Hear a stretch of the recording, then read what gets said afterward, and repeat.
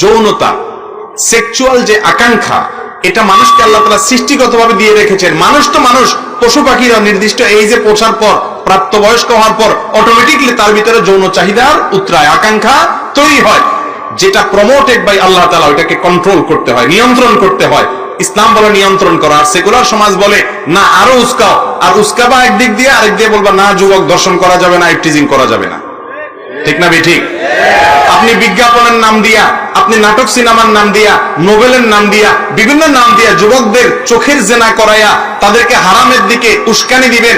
তাদেরকে আপনি তাদের মধ্যে যে যৌন চাহিদা এমনিতেই প্রমোটেড আছে সেটাকে আরো প্রমোশন করবেন। একটা সাইকেল এমনি দ্রুত গতিতে যাচ্ছে, পেছন থেকে আরো জোরে ধাক্কা দিবেন, তাহলে সেখান থেকে অ্যাক্সিডেন্ট হবে, ভালো কিছু হবে। যুবক ভালো কিছু পাবে না, যুবক ধ্বংসের দ্বারপ্রান্তে যাবে। এজন্য ইসলাম বলেছে জেনা তো দূরের কথা, জেনার কাছেও যেও না, ওয়ালা তাকরাবুজ জেনা, কারণ কাছাকাছি গেলে তুমি বাঁচতে পারবা না।